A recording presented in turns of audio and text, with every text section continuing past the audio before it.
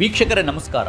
ನಮ್ಮ ನಡುವೆ ಕೋಟಿ ಕೋಟಿ ಮೌಲ್ಯದ ಆಸ್ತಿ ಹೊಂದಿರುವವರು, ತಿಂಗಳಿಗೆ ಲಕ್ಷಗಟ್ಟಲೆ ನಿವೃತ್ತಿ ವೇತನ ಪಡೆಯುವವರು ಬೇಕಾದಷ್ಟು ಜನ ಸಿಗುತ್ತಾರೆ. ಆದರೆ ವಿಶ್ವ ಪ್ರಸಿದ್ಧ ಕಂಪನಿಯಲ್ಲಿ ಸಾಕಷ್ಟು ಸಂಭಾವನೆ ಇದ್ದ ಉದ್ಯೋಗ ಬಿಟ್ಟು ಸಾಮಾಜಿಕ ಕಾರ್ಯಕ್ಕೆ ಅರ್ಪಿಸಿಕೊಳ್ಳುವವರು ಬಹಳ ವಿರಳ. ಅಂತಹ ವಿರಳಾತಿ ವಿರಳರಲ್ಲಿ ಒಬ್ಬರು ನಮ್ಮ ಹಂಜಳಿಗೆ ಮಂಜುನಾಥ್ ಅವರು. ಹಾಗೆ ನೋಡಿದರೆ ಲಕ್ಷಕ್ಕೊಬ್ಬರು ಇಂಥವರು ಸಿಕ್ಕಿಯಾರು. ತನಗೆ 50 ವರ್ಷ ವಯಸ್ಸಾಗುತ್ತಿದ್ದಂತೆ ಉದ್ಯೋಗ ಬಿಟ್ಟು ಸಮಾಜದ ಕೆಲಸದಲ್ಲಿ ತೊಡಗಿಸಿಕೊಳ್ಳುವುದಾಗಿ ತಮ್ಮ ಸಹೋದ್ಯೋಗಿಗಳ ಮುಂದೆ ಹೇಳಿಕೊಳ್ಳುತ್ತಿದ್ದ ಮಂಜುನಾಥ್ ತಾವು ನುಡಿದಂತೆ 2014ರಲ್ಲಿ ವಿಪ್ರೋ ಕಂಪನಿಯ ಕೆಲಸ ಬಿಟ್ಟು ಇಂದು ಆಲೂರು ತಾಲೂಕಿನ ಎಲ್ಲ ಪ್ರಾಥಮಿಕ ಶಾಲಾ ಮಕ್ಕಳಿಗೆ ಪುಸ್ತಕಗಳು ಮತ್ತಿತರ ಸಾಮಗ್ರಿಗಳು ಹಾಗೂ ಶಿಕ್ಷಕರಿಗೆ ಅಗತ್ಯವಾದ ಗ್ರೀನ್ ಬೋರ್ಡ್ಗಳನ್ನು ಹಾಗೂ ಹಾಸನದ ITIಗೆ CNC ಲ್ಯಾಬ್ ಸ್ಥಾಪನೆಗೆ 46 ಲಕ್ಷ ರೂಗಳನ್ನು ನೀಡಿದ್ದಾರೆ. ನಾನು ಮಂಜುನಾಥ್ HP ಅಂತ ಪ್ರಾಂಶುಪಾಲರು ಸರ್ಕಾರಿ ITIನಲ್ಲಿ ಕೆಲಸ ಮಾಡ್ತಾಯಿದ್ದೀನಿ. ನಮ್ಮ ಸಂಸ್ಥೆಗೆ ಇತ್ತೀಚೆಗೆ CSR ವತಿಯಿಂದ ಒಂದು CNC ಲ್ಯಾಬ್ ಸೆಟಪ್ ಆಯಿತು. ಈ ಸೆಟಪ್ ಆಗೋದಕ್ಕೆ ಕಾರಣ ಹೆಂಜಳಿಗೆ ಕಾಳಂಗಪ್ಪ ವೆಲ್ಫೇರ್ ಟ್ರಸ್ಟ್ನ ಸಂಸ್ಥಾಪಕರಾದಂಥ ಮಂಜುನಾಥ್ ಅವರು ಈಗೇನು ಆಲೂರು ತಾಲೂಕಿನಲ್ಲಿ ಎಲ್ಲ ಸರ್ಕಾರಿ ಸಂಸ್ಥೆಗಳಿಗೆ ಫ್ರೀಯಾಗಿ ನೋಟ್ಬುಕ್ಕು ಮತ್ತು ಬುಕ್ಸ್ಗಳನ್ನೆಲ್ಲ ವಿಲೇವಾರಿ ಮಾಡ್ತಾಯಿದ್ದಾರೆ. ಅವರು ಆ ಕೆಲಸವನ್ನು ನಿರ್ವಹಿಸಬೇಕಾದರೆ ಒಂದು CNC ಮಿಷಿನನ್ನು ಇನ್ಸ್ಟಾಲ್ ಮಾಡ್ತೀವಿ ಅಂತ ಒಂದು MNC ಕಂಪ್ನಿ ಅವರ ಗಮನಕ್ಕೆ ತಂದಾಗ ಬೇರೆ ಜಿಲ್ಲೆಗಳಿಗಿನ್ನ ನಮ್ಮ ಜಿಲ್ಲೆಗೆ ಅದನ್ನು ಮಾಡಿಕೊಟ್ರೆ ಅನುಕೂಲ ಆಗುತ್ತೆ ಅನ್ನೋ ಒಂದು ಸದುದ್ದೇಶದಿಂದ ಅವರು ITI ಎಲ್ಲಿ ಬರುತ್ತೆ ಅಂತ ಅವರೇ ಆಗಿ ನಮ್ಮನ್ನು ಹುಡುಕೊಂಡು ಒಂದು ದಿವಸ ನಮ್ಮ ಸಂಸ್ಥೆಗೆ ಭೇಟಿ ನೀಡಿದರು. ಭೇಟಿ ನೀಡಿ ಈ ರೀತಿ ಒಂದು ಅವಕಾಶ ಇದೆ ನೋಡುವ ಅಂತ ಅಂದ್ಬಿಟ್ಟು ನಮ್ಮ ಜೊತೆ ಅವರು ಮಾತಾಡಿದಾಗ ನಾವೊಂದು ಪ್ರಾಜೆಕ್ಟನ್ನು ಅದಕ್ಕೆ ರೆಡಿ ಮಾಡಿ ಅವ್ರ ಹತ್ರ ಕೊಟ್ಟು ಕಳಿಸಿದ್ದು. ಅವರು ಫನುಕ್ ಇಂಡಿಯಾ ಲಿಮಿಟೆಡ್ ಅಂತ ಬೆಂಗಳೂರಿನಲ್ಲಿ ಒಂದು ಜಪನೀಸ್ ಕಂಪ್ನಿ ಇದೆ. ಆ ಕಂಪ್ನಿಯವ್ರ ಜೊತೆ ಮಾತಾಡಿ ಅದನ್ನು ನಮಗೆ ಆ ಪ್ರಾಜೆಕ್ಟು ನಮಗೆ ಇಲ್ಲಿ ಬರೋದಕ್ಕೆ ಅವರು ಮೇಯ್ನ್ ಕಾರಣ ಆಗಿದ್ದಾರೆ. ಇಲ್ಲಿಯ ತನಕ ತಮ್ಮ ಸ್ವಂತ ಹಣದ ಜೊತೆಗೆ ಸ್ನೇಹಿತರು ನೀಡಿದ ಕೊಡುಗೆ ಸೇರಿ ಒಟ್ಟು 1,40 ಲಕ್ಷ ರು ವೆಚ್ಚ ಮಾಡಿದ್ದಾರೆ. ಮಂಜುನಾಥ್ ಅವರು ಹುಟ್ಟಿದ್ದು 1964ರಲ್ಲಿ ಆಲೂರು ತಾಲೂಕಿನ ಕೆಂಚಮ್ಮನ ಹೊಸಕೋಟೆ ಹೋಬಳಿಯ ಹಂಜಳಿಗೆ ಗ್ರಾಮದಲ್ಲಿ. ತಮ್ಮ ಊರ ಸಮೀಪ ಇರುವ ಕಲ್ಲಾರೆ ಗ್ರಾಮದಲ್ಲಿ ಪ್ರಾಥಮಿಕ ಶಿಕ್ಷಣ, ರಾಯರಕೊಪ್ಪಲಿನಲ್ಲಿ ಪ್ರೌಢ ಶಿಕ್ಷಣ ಮತ್ತು ಹಾಸನದ ಸರ್ಕಾರಿ ಕಾಲೇಜಿನಲ್ಲಿ PUC ನಂತರ BCom ಪದವಿ ಗಳಿಸಿದರು. ಓದುವಾಗಲೇ ಸಣ್ಣ ಪುಟ್ಟ ಕೆಲಸ ಮಾಡುತ್ತಾ 1988ರಲ್ಲಿ ತುಮಕೂರಿನಲ್ಲಿ TVS ಎಲೆಕ್ಟ್ರಾನಿಕ್ಸ್ ಕಂಪನಿ ಸೇರುತ್ತಾರೆ. ಪುಷ್ಪ ಅವರೊಂದಿಗೆ ಮದುವೆ ಆದ ನಂತರ ಬೆಂಗಳೂರಿನ ಭಾರತಿ ವಿದ್ಯಾಮಂದಿರದಲ್ಲಿ ಬಿಸಿನೆಸ್ ಮ್ಯಾನೇಜ್ಮೆಂಟ್ನಲ್ಲಿ ಸ್ನಾತಕೋತ್ತರ ಪದವಿಯನ್ನು ಪಡೆಯುತ್ತಾರೆ. 2004ರಲ್ಲಿ ಪ್ರಸಿದ್ಧ ವಿಪ್ರೋ ಕಂಪನಿ ಸೇರುತ್ತಾರೆ. ಮಂಜುನಾಥ್ ಅವರಿಗೆ ಬಾಲಕನಾಗಿದ್ದಾಗ ಎಲ್ಲ ಮಕ್ಕಳಂತೆ ಹಬ್ಬಗಳಲ್ಲಿ ಪಟಾಕಿ ಸಿಡಿಸುವ ಆಸಕ್ತಿ ಹೆಚ್ಚಾಗಿಯೇ ಇತ್ತಂತೆ.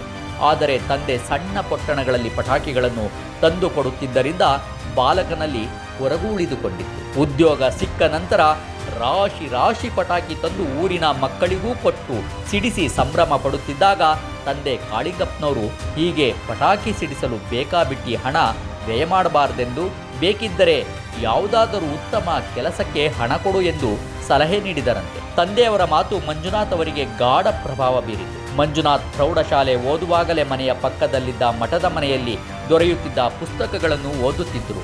ಪ್ರೌಢಶಾಲೆ ಮುಗಿಯುವಷ್ಟರಲ್ಲೇ ಕನ್ನಡದ ಬಹುಪಾಲು ಕಾದಂಬರಿಕಾರರ ಕೃತಿಗಳನ್ನು ಓದಿದ್ದರಂತೆ.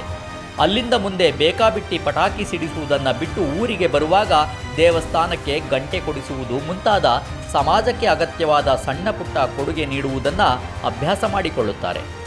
2004ರಲ್ಲಿ ವಿಪ್ರೋ ಕಂಪನಿ ಸೇರಿದಾಗಲೇ ಅವರು ತಮಗೆ 50 ವರ್ಷ ಆಗೋವಷ್ಟರಲ್ಲಿ ಕೆಲಸ ಬಿಟ್ಟು ಸಾಮಾಜಿಕ ಕೆಲಸಗಳಲ್ಲಿ ತೊಡಗಬೇಕೆಂದು ನಿರ್ಧಾರ ಮಾಡಿರುತ್ತಾರೆ. 2012ರಲ್ಲಿ ಊರಿಗೆ ಬಂದಾಗ ಹಂಜಳಿಗೆ ಹಾಗೂ ಸಮೀಪದ ಭರತೂರು ಸರ್ಕಾರಿ ಶಾಲೆಗಳನ್ನು ವಿದ್ಯಾರ್ಥಿಗಳು ಇಲ್ಲದ ಕಾರಣ ಮುಚ್ಚುವ ಸ್ಥಿತಿಗೆ ಬಂದಿರುವ ವಿಚಾರ ತಿಳಿದಾಗ ತಾವು ಇನ್ನು ಮುಂದೆ ಸರ್ಕಾರಿ ಶಾಲೆಗಳನ್ನು ಉಳಿಸುವ ನಿಟ್ಟಿನಲ್ಲಿ ಕಾರ್ಯಕ್ರಮಗಳನ್ನು ಹಮ್ಮಿಕೊಳ್ಳಬೇಕೆಂಬ ನಿಶ್ಚಯ ಮಾಡುತ್ತಾರೆ. ಅದರಂತೆ ತಮ್ಮ ಊರಿನ ಪ್ರಾಥಮಿಕ ಶಾಲಾ ಮಕ್ಕಳಿಗೆ ಅಗತ್ಯವಾದ ನೋಟ್ ಪುಸ್ತಕಗಳು, ಬ್ಯಾಗುಗಳು ಹಾಗೂ ಶೂಗಳನ್ನು ಕೊಡುತ್ತಾರೆ.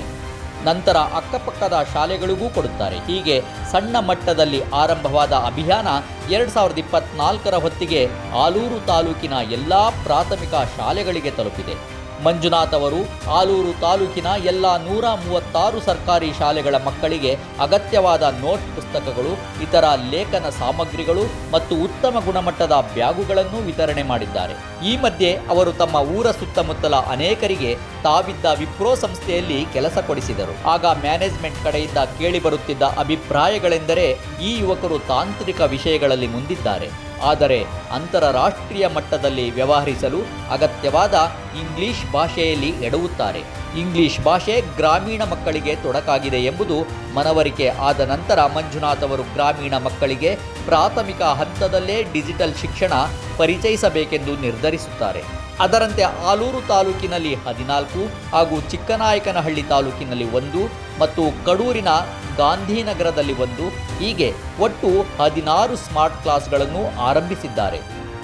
ಸುಮಾರು 1,000 ಮಕ್ಕಳು ಸ್ಮಾರ್ಟ್ ಕ್ಲಾಸ್ನ ಪ್ರಯೋಜನ ಪಡೆಯುತ್ತಿದ್ದಾರೆ. ಸ್ಮಾರ್ಟ್ ಕ್ಲಾಸ್ ನಡೆಸಲು ಅಗತ್ಯವಾದ ತಾಂತ್ರಿಕ ಜ್ಞಾನವನ್ನು ಇವರೇ ಶಿಕ್ಷಕರಿಗೆ ತಿಳಿಸಿಕೊಟ್ಟದ್ದಲ್ಲದೆ ಪ್ರತಿ ತಿಂಗಳು ಶಾಲೆಗೆ ಭೇಟಿ ನೀಡಿ ವಿದ್ಯಾರ್ಥಿಗಳ ಪ್ರಗತಿ ಪರಿಶೀಲನೆ ಮಾಡುತ್ತಾರೆ. 4-5 ವರ್ಷಗಳ ಹಿಂದೆ ಇವರ ಗಮನಕ್ಕೆ ಬಂದದ್ದು ಶಾಲಾ ಶಿಕ್ಷಕರು ಅನುಭವಿಸುತ್ತಿದ್ದ ಸಮಸ್ಯೆ. ಅದು ಎಲ್ಲ ಶಾಲೆಗಳಲ್ಲಿ ಇರುವ ಸಮಸ್ಯೆಯೇ. ತರಗತಿಗಳಲ್ಲಿ ಕಪ್ಪು ಹಲಗೆಯ ಮೇಲೆ ಸೀಮೆ ಸುಣ್ಣದಿಂದ ಬರೆಯುವುದರಿಂದ ಸುಣ್ಣದ ಪುಡಿ ಬಟ್ಟೆಗಳ ಮೇಲೆ ಉದುರುವುದಲ್ಲದೆ ಶ್ವಾಸಕೋಶಗಳಿಗೂ ಸೇರಿ ಶಿಕ್ಷಕರ ಆರೋಗ್ಯದ ಮೇಲೆ ವ್ಯತಿರಿಕ್ತ ಪರಿಣಾಮ ಬೀರುವುದನ್ನು ತಪ್ಪಿಸಲು ತಾಲೂಕಿನ ಪ್ರತಿಯೊಂದು ಪ್ರಾಥಮಿಕ ಶಾಲೆಯ ಎಲ್ಲ ಕೊಠಡಿಗಳಲ್ಲಿ ಗ್ರೀನ್ ಬೋರ್ಡ್ಗಳನ್ನು ಅಳವಡಿಸಲು ಮಂಜುನಾಥ್ ತೀರ್ಮಾನಿಸುತ್ತಾರೆ. ಈ ಯೋಜನೆ ಈಗ ಸಂಪೂರ್ಣವಾಗಿ ಅನುಷ್ಠಾನಕ್ಕೆ ಬಂದಿದ್ದು ತಾಲೂಕಿನ ಎಲ್ಲ ಶಾಲೆಗಳಿಗೆ 215 ಗ್ರೀನ್ ಬೋರ್ಡ್ಗಳನ್ನು ಅವರು ಕಾರ್ಪೆಂಟರ್ ಜೊತೆ ಹೋಗಿ ಖುದ್ದಾಗಿ ಅಳವಡಿಸಿದ್ದಾರೆ. ಪ್ರತಿ ಬೋರ್ಡ್ಗೆ 3,000 ರು ದರ ಇದ್ದು ಇದಕ್ಕಾಗಿಯೇ ಒಟ್ಟು 7.5 ಲಕ್ಷ ರು ವೆಚ್ಚವಾಗಿದೆ. ಬಹುಶಃ ರಾಜ್ಯದ ಯಾವುದೇ ಒಂದು ತಾಲೂಕಿನಲ್ಲಿ ಎಲ್ಲ ಪ್ರಾಥಮಿಕ ಶಾಲೆಗಳಿಗೆ ಗ್ರೀನ್ ಬೋರ್ಡ್ ಇರುವ ಉದಾಹರಣೆ ಇರಲಾರದು ಎಂದು ಮಂಜುನಾಥ್ ಹೆಮ್ಮೆಯಿಂದ ಹೇಳಿಕೊಳ್ಳುತ್ತಾರೆ. ಮಂಜುನಾಥ್ ಅವರ ಇನ್ನೊಂದು ಮಹತ್ವದ ಕೊಡುಗೆ ನಮ್ಮ ಹಾಸನದ ಸರ್ಕಾರಿ ITIಗೆ ಸಿಕ್ಕಿದೆ. ಇಲ್ಲಿಗೆ ಅತ್ಯಾಧುನಿಕವಾದ CMC ಮೆಷಿನ್ ಲ್ಯಾಬ್ ಅಥವಾ ಸಾಫ್ಟ್ವೇರ್ ಸ್ಟಿಮ್ಯುಲೇಷನ್ ಲ್ಯಾಬ್ಗೆ 46 ಲಕ್ಷ ರು ವೆಚ್ಚವಾಗಿದೆ. ಬಹುಶಃ ಇಂತಹ ಅತ್ಯಾಧುನಿಕ ಪ್ರಯೋಗಾಲಯ ರಾಜ್ಯದ ಯಾವ ಸರ್ಕಾರಿ ITIನಲ್ಲೂ ಇರಲಾರದು. 2024 ತನಕ 95,000 ನೋಟ್ ಪುಸ್ತಕಗಳು, 5 ಲಕ್ಷ ರು ಮೊತ್ತದ ಲೇಖನಿ ಸಾಮಗ್ರಿಗಳು, 9,60,000 ಲಕ್ಷ ಬೆಲೆಯ 3,200 ಸ್ಕೂಲ್ ಬ್ಯಾಗುಗಳು, 19 ಲಕ್ಷ ರು ವೆಚ್ಚದಲ್ಲಿ 16 ಸ್ಮಾರ್ಟ್ ಕ್ಲಾಸ್ಗಳು, 7.5 ಲಕ್ಷ ರು ವೆಚ್ಚದಲ್ಲಿ ಗ್ರೀನ್ ಬೋರ್ಡ್ಗಳು, CNC ಲ್ಯಾಬ್ಗೆ 46 ಲಕ್ಷ ರು ಸೇರಿ 119 ಲಕ್ಷ ರು ವೆಚ್ಚವಾಗಿದೆ. ಇದು 2025ರಲ್ಲಿ 23 ಲಕ್ಷ ರು ದಾಟುತ್ತದೆ. ಈ ವರ್ಷ ಆಲೂರು ತಾಲೂಕಿನಲ್ಲಿ ಕಣತೂರು, ಬೈರಾಪುರ, ಹೋತನಹಳ್ಳಿಪುರ ಸೇರಿ 5 ಶಾಲೆಗಳಲ್ಲಿ ಸ್ಮಾರ್ಟ್ ಕ್ಲಾಸ್ ತೆರೆಯುವ ಗುರಿಯನ್ನು ಮಂಜುನಾಥ್ ಹೊಂದಿದ್ದಾರೆ. ಮಂಜುನಾಥ್ ಅವರು ಪ್ರತಿಫಲಾಪೇಕ್ಷೆ ಇಲ್ಲದ ಸೇವೆಯನ್ನು ಕಂಡು ಅವರ ಹಿಂದಿನ ಸಹೋದ್ಯೋಗಿಗಳು ಸಹಾಯ ಮಾಡಲು ಮುಂದೆ ಬರುತ್ತಿದ್ದಾರೆ. 30 ವರ್ಷಗಳ ಹಿಂದೆ ಸಹೋದ್ಯೋಗಿಯಾಗಿದ್ದು ಆಸ್ಟ್ರೇಲಿಯಾದಲ್ಲಿ ನೆಲೆಸಿರುವ ಮಹಿಳೆಯೊಬ್ಬರು ವಿದ್ಯಾರ್ಥಿಗಳಿಗೆ ನೀಡಲು 8 ಸೈಕಲ್ಗಳನ್ನು ಕೊಡುಗೆಯಾಗಿ ನೀಡಿದ್ದಾರೆ. ಆಲೂರು ತಾಲೂಕಿನಲ್ಲಿ ವಾಹನ ಸೌಲಭ್ಯ ಇಲ್ಲದ ಎಲ್ಲ ವಿದ್ಯಾರ್ಥಿಗಳಿಗೆ ಸೈಕಲ್ ಕೊಡಿಸುವುದು ಮಂಜುನಾಥ್ ಅವರ ಮುಂದಿನ ಗುರಿಯಾಗಿದೆ. ತಾವು ಮಾಡುವುದು ದಾನ ಅಲ್ಲ, ಬದಲಾಗಿ ಅದು ಕರ್ತವ್ಯ ಎಂಬ ವಿನಮ್ರ ಭಾವ ಅವರಲ್ಲಿದೆ. ಇಲ್ಲಿಯ ತನಕ ಅವರು ಯಾವುದೇ ಶಾಲೆಯಿಂದ ಸನ್ಮಾನ ಮಾಡಿಸಿಕೊಂಡಿಲ್ಲ. ಸನ್ಮಾನ ಮಾಡಿದರೆ ಮುಂದಿನ ವರ್ಷ ತಮ್ಮ ಶಾಲೆಗೇ ಬರುವುದಿಲ್ಲ ಎಂದು ಅವರು ಖಡಕ್ಕಾಗಿ ಹೇಳುತ್ತಾರೆ. ಹಾಸನ ಜಿಲ್ಲೆಯ ಎಲ್ಲ ಸರ್ಕಾರಿ ಪ್ರಾಥಮಿಕ ಶಾಲೆಗಳಲ್ಲೂ ಉತ್ತಮ ಗುಣಮಟ್ಟದ ಶಿಕ್ಷಣ ಸಿಗಬೇಕೆಂಬುದು ಮಂಜುನಾಥ್ ಅವರ ದೊಡ್ಡ ಕನಸಾಗಿದೆ. ಜಿಲ್ಲೆಯಲ್ಲಿ ಇಂತಹ ಸದ್ಭಾವ ಇರುವ ಜನರಿಗಾಗಿ ಅವರು ಹುಡುಕುತ್ತಿದ್ದಾರೆ. ಅವರ ತಂದೆ ಕಾಳಿಂಗಪ್ಪ ಹೆಸರಿನಲ್ಲಿ ಟ್ರಸ್ಟ್ ಒಂದನ್ನು ತೆರೆದಿರುತ್ತಾರೆ. ತಮಗೆ ರಾಜಕೀಯ ಪ್ರವೇಶ ಮಾಡಲು ಆಲೋಚನೆ ಇದೆಯೇ ಎಂದು ವಿಶ್ವಪಥ ಪ್ರಶ್ನಿಸಿದಾಗ ಅವರು ಖಂಡಿತ ಇಲ್ಲವೆಂದರು. ಇಂತಹ 10 ಮಂಜುನಾಥ್ಗಳು ಬಂದರೆ ಹಾಸನದ ಶಿಕ್ಷಣ ಕ್ಷೇತ್ರದಲ್ಲಿ ಅದ್ಭುತವಾದ ಪ್ರಗತಿ ಸಾಧಿಸಬಹುದಲ್ಲವೇ? ನೀವೇನಾದ್ರು ರಾಜಕಾರಣಕ್ಕೆ ಬರಬೇಕು ಅಂತ ಸರ್? ಖಂಡಿತ ಇಲ್ಲ.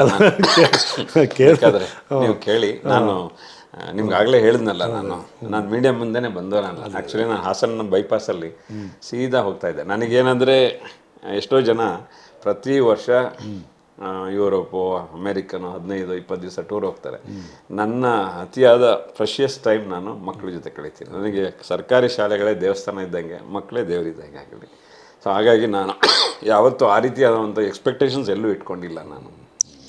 ಆಮೇಲೆ ನಿಮ್ಮ ಮೀಡಿಯಾ ಮಿತ್ರರೇ ನನಗೆ ಹಾಸನದ ಒಳಗಡೆ ಕರ್ಕೊಂಬಂದು ಹೇಳಿದ್ರು, ಸರ್ ನೀವು ಒಬ್ಬರೇ ಮಾಡಿದ್ರೆ ಗೊತ್ತಾಗಲ್ಲ, ನಿಮ್ಮಿಂದ ನೋಡಿ ಮಾಡುವಂಥವ್ರು ತುಂಬ ಜನ ಇರ್ತಾರೆ, ಹಾಗೆ ಸ್ವಲ್ಪ ಮೀಡಿಯಾ ಮುಂದೆ ಬನ್ನಿ ಅಂತ ಹೇಳಿದರು.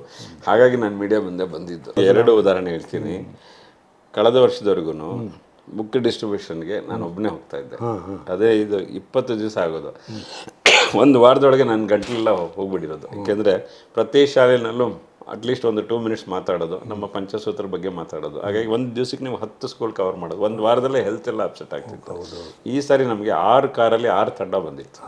ನಮ್ಮ ಸ್ನೇಹಿತರು ಅಮೆಝಾನ್ ಕಂಪನಿಲಿ ವರ್ಕ್ ಮಾಡೋಂಥವ್ರು. ಅದು ಡಿಸೆಂಟ್ ಲೈಕ್ ಪಾಪ ಎಲ್ಲ ಒಬ್ಬರೇ ಮಾಡೋಕ್ಕಲ್ಲ. ಬಟ್ ನಂಗೆ ಆ ಥರ ಸಪೋರ್ಟ್ ಸಿಕ್ತು. ನನಗೆ ನಿಜವಾಗ್ಲೂ ಸಪೋರ್ಟ್ ಅಂದರೆ ನನ್ನನ್ನು ನಂಬೋರು ಇದಾರಲ್ಲ, ನನಗದು ತುಂಬ ಅದೇ ಒಂದು ಮೋಟಿವೇಶನ್ ನನಗೆ. ಆ್ಯಕ್ಚುಲಿ ನಮ್ಗೆ ಈ ಸರಿ ಬುಕ್ ಡಿಸ್ಟ್ರಿಬ್ಯೂಷನ್ ಮಾಡಿದ್ದು ವ್ಯವಸ್ಥೆ ರನ್ ಆಗಬೇಕಾದ್ರೆ, ಒಂದು ಕಂಪ್ನಿ ರನ್ ಆಗಬೇಕಾದ್ರೆ ಒಂದು ನಂಬಿಕಸ್ಥ ತಂಡನೇ, ಆ ತಂಡ ಕಟ್ಟೋದೇ ದೊಡ್ಡ ವಿಚಾರ ಅಂತ ಹೇಳಿ. ಆಮೇಲೆ ನನಗೆ ಬೆಂಗಳೂರಿನಲ್ಲಿ ಎಷ್ಟೊಂದು ಜನ ನನಗೆ ಇಂಡೈರೆಕ್ಟಾಗಿ ಡೈರೆಕ್ಟಾಗಿ ಹೆಲ್ಪ್ ಮಾಡ್ತಾರೆ ಅಂದರೆ, ನಾನು ಸಂಜೆ ನಂದು ಸಮಯ ನಾನು ವೇಸ್ಟ್ ಮಾಡಲ್ಲ. 6:30 ಇಂದ 8:30ವರೆಗೂ ರಂಗಶಂಕರದ ನಾನು ವಾಲಂಟ್ರಿ ಕೆಲಸ ಮಾಡ್ತೀನಿ. ಹೌದು, ನಾನು ಬೇರೆ ಸಂಜೆ ಎಲ್ಲೂ ಹೋಗಿ ಕೂತ್ಕೊಂಡು ಟೈಮ್ ವೇಸ್ಟ್ ಮಾಡೋದಿಲ್ಲ.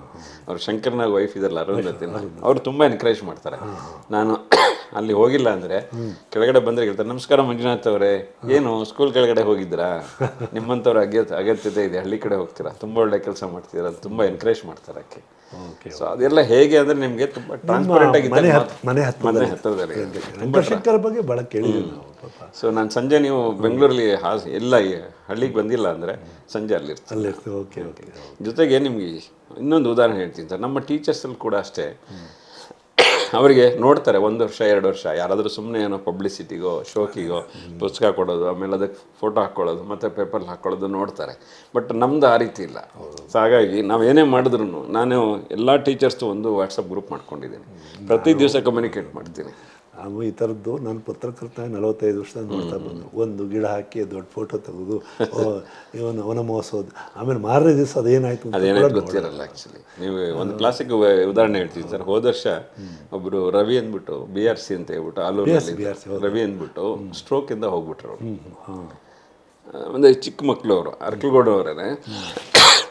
ನಾನೇನು ಮಾಡಿದೆ, ಒಂದು ಯೋಚನೆ ಮಾಡಿದೆ. ನಾನು ಈ ಥರದ್ದು ಕರೋನಾ ಟೈಮಲ್ಲಿ ಬೆಂಗಳೂರಿನಲ್ಲಿ ನಮ್ಮದು TVS ಕಂಪ್ನಿಗೆಲ್ಲ ತುಂಬ ಮಾಡಿದ್ದೆ. ನಮ್ಮ ಟೀಚರ್ಸ್ ವಾಟ್ಸಪ್ ಗ್ರೂಪ್ನಲ್ಲಿ ಒಂದು ಮೆಸೇಜನ್ನು ಮಾಡಿಬಿಟ್ಟು ಅವ್ರ ಫ್ಯಾಮಿಲಿಗೇನಾದ್ರು ಸಪೋರ್ಟ್ ಮಾಡಬೇಕು ಅಂದ್ಬಿಟ್ಟು ನಾನು ಫಸ್ಟು ಒಂದು ಅಮೌಂಟನ್ನು ಹಾಕಿ ಅದನ್ನು ದಿನ ಡ್ರೈವ್ ಮಾಡ್ಲಿಕ್ಕೆ ಶುರು ಮಾಡಿದೆ. ನೀವು ನಂಬಲ್ಲ ಸರ್, ಒಂದು 15-20 ಡೇಸಲ್ಲಿ ಅವ್ರ ವೈಫ್ ಅಕೌಂಟಿಗೆ 5 ಲಕ್ಷ ಹಣ ಹೋಗಿತ್ತು. ಓಕೆ. ಇದು ಏನಕ್ಕೆ ಹೇಳ್ತೀನಿ ಅಂದರೆ, ಟೀಚರ್ಸ್ಗೂ ನಾವು ಟ್ರಾನ್ಸ್ಪರೆಂಟ್ ಆಗಿದ್ದರೆ ನಮ್ಮನ್ನು ನಂಬ್ತಾರೆ ಮತ್ತು ಸಪೋರ್ಟ್ ಮಾಡ್ತಾರೆ ಅಂತ ಒಂದು ಬಿಲ್ಡಪ್. ಇದು ಒಳ್ಳೆ ಕೆಲಸ ಮಾಡಿದರೆ ಖಂಡಿತ ಹಾಸನದಲ್ಲೇ ನಾವು ಡಾಕ್ಟರ್ ಹೆಬ್ಬಾರ್ ಉದಾಹರಣೆ ಕೊಡ್ತಿದ್ದೆ. ಈಗ ನಮ್ಮ ಜೇಲ್ ಮುದ್ದೇಗೌಡರು ಆ ನಂಬಿ ನೋಡಿದ್ದು. ಇವತ್ತು ಮುದ್ದೇಗೌಡರು ಅವರಿಬ್ಬರು ನಮ್ಮ ಹಾಸನದ ದೊಡ್ಡ ಉದಾಹರಣೆಗಳು. ನಂಬಿಕೆ ಹುಟ್ಟಿಸ್ಕೊಂಡು ಖಂಡಿತ ಇಲ್ಲ. ಅದಕ್ಕೆ ತುಂಬ ಎಕ್ಸಾಂಪಲ್ಸ್. ನನಗೆ ಹೆಬ್ಬಾರ್ ಅವರು ಈಗ ಇಲ್ದಿರ್ಬೋದು ಸರ್, ಇನ್ನು 50 ವರ್ಷ ಆದ್ರೂ ಹೌದು ಅವ್ರದ್ದು ಹೆಸರು ಹಾಗೆ ಉಳಿದಿರುತ್ತೆ ಅಲ್ಲ. ಹೌದಲ್ವ? ಹಾಗೆ ನನಗೆ ಅದೊಂದು ಹೆಮ್ಮೆ ಇದೆ. ಅಟ್ಲೀಸ್ಟ್ ಎಷ್ಟೋ ಜನ ಎಷ್ಟೊಂದು ಆಸ್ತಿ ಎಲ್ಲ ಮಾಡ್ಕೊಂಡಿರ್ಬೋದು, ಆದರೆ ತಂದೆ ಹೆಸರನ್ನು ಇಡೀ ತಾಲೂಕು ಅಥವಾ ಡಿಸ್ಟಿಕ್ನಲ್ಲಿ ಬರೋವಂಥದ್ದು ತುಂಬ ಕಡಿಮೆ. ಆ್ಯಕ್ಚುಲಿ ನೀವು ನಮ್ಮ ಆಲೂರು ತಾಲೂಕಲ್ಲಿ ಯಾವುದೇ ಶಾಲೆಗೆ ಹೋದ್ರು. ಅದಕ್ಕೆ ಈಗ ಆಲೂರಿಗೆ ಒಂದು ಯೋಚನೆ ಮಾಡಿದ್ವಿ ನಾವು. ನಮ್ಮ ಕಿರಣ್ ಕುಮಾರ್ ಅವರ ಒಂದು ಹೆಸರಿನಲ್ಲಿ ಐಡೆಂಟಿಟಿಗೆ, ಏಕೆಂದರೆ ಒಂದು ತಾಲೂಕಿಗೆ ಒಂದು ಪರ್ಸನಾಲಿಟಿ ಐಡೆಂಟಿಟಿ ಬೇಕಾಗುತ್ತೆ. ಅದಕ್ಕೆ ಅಲ್ಲೊಂದು ವೃತ್ತಕ್ಕೋ ಎಲ್ಲೋ ಹೆಸರಿಟ್ಟು ಅವರು ಒಂದು ಸ್ವಲ್ಪ ನಾನು ಕಿರಣ್ ಕುಮಾರ್ ಅವರ ತಾಲೂಕಿನವರು ಅಂತ ಒಂದು ಐಡೆಂಟಿಟಿ ಮಾಡಬೇಕು ಅಂತ ಯೋಚನೆ. ಅದಕ್ಕೊಂದು ನಾನು ಉದಾಹರಣೆ ಹೇಳ್ತೀನಿ ಸರ್. ನೀವು ಯೂಶಲಿ ಡೇಟಾ ನೋಡಿದ್ರೆ ಮುಂಚೆ ಎಲ್ಲ ಏನಾಗೋದು ಅಂದರೆ PUC 10th ಉತ್ತರ ಮ್ಯಾಂಗ್ಳೂರು ಸೌತ್ ಕೇಂದ್ರದಲ್ಲೇ ಮಾತ್ರ ಹೈಯೆಸ್ಟ್ ಸ್ಕೋರ್ ಬರ್ತೀವಿ, ಉಡುಪಿ ಮಂಗಳೂರು. ಈಗ ಅದು ಸ್ವಲ್ಪ ಚೇಂಜ್ ಆಗಿದೆ. ನಮ್ಮ ಆಲೂರು ತಾಲೂಕಲ್ಲಿ ಒಳ್ಳೆ ರಿಸಲ್ಟ್ ಬಂತು ಈ ಸರಿ SSLCನಲ್ಲಿ ಅಂತ. ಅದು ಒಂದು ಟ್ರೆಂಡ್. ಆದರೆ ಬಟ್ IAS ಪಾಸ್ ಮಾಡೋರು ನಿಮ್ಗೆ ಗೊತ್ತಿರ್ಬೋದು ಜಾಸ್ತಿ ಯಾರು ಗೊತ್ತಾ ಸರ್? ಕೋಲಾರ. ಏನಕ್ಕೆ ಅದು ಉದಾಹರಣೆ ಇದೆ ನೀವು ಹೇಳಿದ್ರಲ್ಲ ಕಿರಣ್ ಕುಮಾರ್ ಅಂತ. ಮಕ್ಕಳು PUCನಲ್ಲಿ ಯಾರನ್ನೂ ಒಬ್ಬ ರೋಲ್ ಮಾಡೆಲ್ ಆಗಿ ಇಟ್ಕೊಂಡಿರಲ್ಲ, ಆಮೇಲೆ ಅವರು ಒಂದು ರೋಲ್ ಮಾಡಾಗಿ ಇಟ್ಕೊಳ್ತಾರೆ. ಅಲ್ಲಿ ಕೋಲಾರದಲ್ಲಿ ಇರೋ ಹುಡುಗರು ಏನಂದರೆ ಸರ್ ವಿಶ್ವೇಶ್ವರನ್ನು ರೋಲ್ ಮಾಡಾಗಿ ಇಟ್ಕೊಳ್ತೀವಿ. ಅದಕ್ಕೆ ನೀವು ಹೈಯೆಸ್ಟ್ IAS ಪಾಸ್ ಮಾಡಿ ಬರೋರು ಕೋಲಾರದವರು.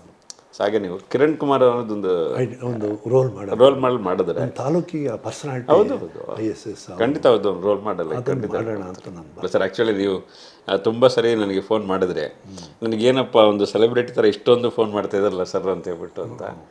ಬಟ್ ಏನಂದರೆ ನಾನು ಕನ್ಕ್ಲೂಡಿಂಗ್ ಕೂಡ ಹೇಳ್ತೀನಿ, ನನ್ನ ಕನಸು ಇಷ್ಟೇ, ನನ್ನಾಗೆ ಪ್ರತಿಯೊಂದು ತಾಲೂಕಿನಲ್ಲಿ ತುಂಬ ಜನ ಮುಂದೆ ಬಂದು ಸರ್ಕಾರಿ ಶಾಲೆನ ಅಡಾಪ್ಟ್ ಮಾಡಿಕೊಂಡು ಸರ್ಕಾರಿ ಶಾಲೆಗಳಿಗೆ ಒಂದು ಈ ಥರ ಸಬಲೀಕರಣವನ್ನು ಮಾಡಿದ್ರೆ ನಮ್ಮ ಸರ್ಕಾರಿ ಶಾಲೆಗಳು ಖಂಡಿತ ಉಳಿಯುತ್ತವೆ. ಕಾರಣ ಎಷ್ಟೇ, ಸರ್ಕಾರದಿಂದ ಪ್ರತಿಯೊಂದು ಫೆಸಿಲಿಟಿ ಸಿಗುತ್ತೆ. ಹೌದು, ಯಾವುದೇ ರೀತಿಯಾದ ಫೀಸು ಕೊಡುವಂಥದ್ದಿಲ್ಲ. ನಾವು ಒಂದು ಕ್ಯಾಲ್ಕುಲೇಟ್ ಮಾಡಿ ನೋಡಿದೆ ಸರ್, ಫಸ್ಟ್ ಸ್ಟ್ಯಾಂಡರ್ಡಿಂದ 10th ಸ್ಟ್ಯಾಂಡರ್ಡ್ವರೆಗೆ ನೀವು ಖಾಸಗಿ ಶಾಲೆಯಲ್ಲಿ ಓದಿದ್ರೆ ಮಿನಿಮಮ್ ಅಂದ್ರೂ 5 ರಿಂದ 10 ಲಕ್ಷ ಖರ್ಚು ಮಾಡಿರ್ತಾರೆ ಫೀಸಲ್ಲೇ. ಹೌದು. ನೀವು ಅದೇ ಒಂದು ಸರ್ಕಾರಿ ಶಾಲೆಗೆ ಹಾಕಿದ್ರೆ ಅವನು 10th ಪಾಸ್ ಆದಮೇಲೆ ಅವ್ನು ಕೆಲಸ ಮಾಡೋದೇ ಬೇಕಾಗಿಲ್ಲ. ಆ್ಯಕ್ಚುಲಿ ಅದೇ ಹಣವನ್ನು ನೀವು FD ಇಟ್ಟರು ಅವನಿಗೆ ಜೀವನ ಆಗುತ್ತೆ. ಇದು ನಾನು ತುಂಬ ಶಾಲೆಗಳಲ್ಲಿ ಕೂಡ ಹೇಳಿದ್ದೀನಿ. ಇಲ್ಲಿ ಖರ್ಚು ಮಾಡೋ ಹಣ ಇಲ್ಲಿ ಖರ್ಚು ಮಾಡೋ ಸೇವಿಂಗ್ಸ್ ಅಂತ ಹಾಕ್ಕೊಂಡ್ರೆ, ಯಾಕೆಂದರೆ ಮೊಟ್ಟೆಯಿಂದ ಹಿಡಿದು ಬಾಳೆಹಣ್ಣಿಂದ ಹಿಡಿದು ಬೆಳಗ್ಗೆ 10 ಗಂಟೆಗೆ ಮಿಲ್ಕ್ ಜೊತೆ ರಾಗಿ ಮಾಲ್ಟ್ ಸಮೇತ ಕೂಡ ಸರ್ಕಾರ ಕೊಡುತ್ತೆ. ಅದ್ರ ಜೊತೆಗೆ ನಮ್ಮಂಥ ಸಂಸ್ಥೆಗಳು ಸರ್ಕಾರದಿಂದ ಏನು ಸಿಗೋದಿಲ್ಲ ಅದನ್ನು ನಾವು ಕೊಡ್ತಾ ಇರೋದ್ರಿಂದ, ಜೊತೆಗೆ ಬೇಸಿಕ್ ಕಂಪ್ಯೂಟರ್ನ ಕಲಿಸ್ಕೊಡೋದ್ರಿಂದ ಸರ್ಕಾರಿ ಶಾಲೆಗಳು ಉಳಿದ್ರೆ ಮತ್ತು ಸರ್ಕಾರಿ ಶಾಲೆ ಮಕ್ಳಿಗೆ ಬಂದರೆ ಎಷ್ಟೋ ಬಡವರಿಗೆ ದುಡ್ಡು ಒಟ್ಟಾರೆ ಎಲ್ಲ ಶಾಲೆಗಳಲ್ಲೂ ಮಾತ್ರ ಈಗ ಪ್ರೈಮರಿ ಬೇಕೇ ಸರ್ಕಾರಿ ಶಾಲೆ. ನಮ್ಮ ಮುಖ್ಯವಾದಂಥ ಒಂದು ಒತ್ತಾಯ ಆಗ್ತಾ ಹೋಗಬೇಕಾಗುತ್ತೆ. ಅದು ಬೇಕು. ಆಮೇಲೆ ಇಂಗ್ಲಿಷ್ ಕಮ್ಯುನಿಕೇಶನ್ ಬೇಕೇ ಬೇಕು. ಸ್ಮಾರ್ಟ್ ಕ್ಲಾಸಸ್ ಚಿಕ್ಕ ವಯಸ್ಸಿನಲ್ಲೇ. ಒಟ್ಟಾರೆ ತುಂಬ ಸಂತೋಷ ಆಯಿತು. ನಮಸ್ತೆ. ನಾನು HN ಕಾಂತರಾಜ್ ಅಂತ, ರಾಯರಕೊಪ್ಪಲ್ ಹತ್ರ ಹಲಸೂರು. ನಾನು ರಾಯರಕೊಪ್ಪಲು KPS ಶಾಲೆಯಲ್ಲಿ STMC ಅಧ್ಯಕ್ಷ ಕೆಲಸ ಮಾಡಬೇಕಾದ್ರೆ ಸನ್ಮಾನ್ಯ ಈ ಅಂಜಲಿಗೆ ಮಂಜುನಾಥ್ ಕಾಳಿಂಗಪ್ಪನವ್ರು 8 ವರ್ಷದಿಂದ ಪರಿಚಯ. ಅವರು ನಮ್ಮ ಶಾಲೆಯಲ್ಲಿ ಸತತವಾಗಿ 8 ವರ್ಷದಿಂದಲೂ ಬುಕ್ಕು, ಇತರೆ ಪರಿಕರಗಳು ಪ್ರತಿಯೊಂದನ್ನು ಬೆಂಗಳೂರಿಂದ ತಂದು ನಮ್ಮ ಈ ಬಡ ಶಾಲೆ ಮಕ್ಕಳಿಗೆ ಎಲ್ರಿಗೂ ಅವತ್ತಿನಲ್ಲೂ ಮಾಡ್ತಾಯಿದ್ದಾರೆ. ಈಗಲೂ 13 ವರ್ಷದಿಂದ ಸತತವಾದ ಒಂದು ಕಾರ್ಯಕ್ರಮ ನಡೆಸ್ಕೊಬರ್ತಾ ಇದ್ದಾರೆ. ನನ್ನ ಮಗ ಇದ್ದಾಗಲಿಂದಲೂ ಆ ಶಾಲೆನ ನಾವು ನೋಡ್ತಾ ಇದ್ವಿ. 53 ಸ್ಟ್ರೆಂತ್ ಇದ್ದ ಶಾಲೆ ಇವತ್ತು 700 ಚಿಲ್ಲರೆ ಸ್ಟ್ರೆಂತ್ ಇದೆ. KPS ಶಾಲೆಯಾಗಿ ಹೊರಹೊಮ್ಮಿದೆ. ತುಂಬ ಹೆಮ್ಮೆ ನಮಗದು. ಹಾಗಾಗಿ ಈ ಗ್ರಾಮಾಂತರ ಪ್ರದೇಶಗಳಲ್ಲಿ ಏನು ಈ ಥರ ಶಾಲೆಗಳಿದೆ ಅದನ್ನು ಗುರುತಿಸಿ ಬೆಂಗಳೂರು ITBT ಕಂಪ್ನಿಯಿಂದ ಬಂದು ನಮ್ಮ ಶಾಲೆ ಬಡ ಮಕ್ಕಳನ್ನ ಗುರುತಿಸಿ ಅವರ ಅಲ್ಲಿಂದ ತಂದಂಥ ಪರಿಕರಗಳನ್ನ ಪ್ರತಿಯೊಂದು ಮಗುಗೂ ತಲುಪಿಸೋಂಥ ದೊಡ್ಡ ಕಾರ್ಯ ಮಾಡ್ತಾಯಿದ್ದಾರೆ. ಸನ್ಮಾನ್ಯ ಶ್ರೀ ಕಾಳಿಂಗಪ್ಪ ವೆಲ್ಫೇರ್ ಅಸೋಸಿಯೇಷನ್ನ ಸಂಸ್ಥಾಪಕರಾದ ಶ್ರೀ ಮಂಜುನಾಥರವರು, ಅವ್ರ ಬಗ್ಗೆ ಹೇಳ್ಕೊಳ್ಳೋಕ್ಕೆ ಎಷ್ಟು ಪದ ಹೇಳಿದ್ರು ಸಾಲದು. ಯಾವುದೇ ಕೋಟ್ಯಾಧೀಶ್ವರರು ಅವ್ರ ಥರ ಮಾಡೋಕ್ಕೆ ಸಾಧ್ಯ ಇಲ್ಲ. ಮತ್ತು ಅವರು ಅದೇ ನಮ್ಮ ನಡೆ ಸರ್ಕಾರಿ ಶಾಲೆ ಕಡೆಗೆ ಒಂದು ಧ್ಯೇಯವಾಕ್ಯ ಇಟ್ಕೊಂಡು ಅದೇ ಕೆಲಸ ಮಾಡ್ಕೊಂಬಂದಿದ್ದಾರೆ. ಅವರಿಗೆ ದೇವರು ತುಂಬ ಆಯಸ್ಸು ಆರೋಗ್ಯ ಕೊಟ್ಟು ಕಾಪಾಡಲಿ ಅಂತ ನನ್ನೊಂದು ಬಯಕೆ. ಇದನ್ನು ವಿಶ್ವಪಥ ಚಾನಲ್ ಹಾಸನದವರು ಅವರನ್ನು ಗುರುತಿಸಿ ಕರೆದು ಅವರನ್ನು ಈ ಚಾನಲ್ಗೆ ಸುದ್ದಿವಾಹಿನಿಗೆ ಕೊಟ್ಟಿದ್ದಕ್ಕೆ ಅವರಿಗೆ ವಿಶ್ವಪಥ ಚಾನಲ್ಗೆ ನಾವು ಸಹೃದಯಿ ನಮಸ್ಕಾರಗಳನ್ನು ತಿಳಿಸ್ತೀವಿ.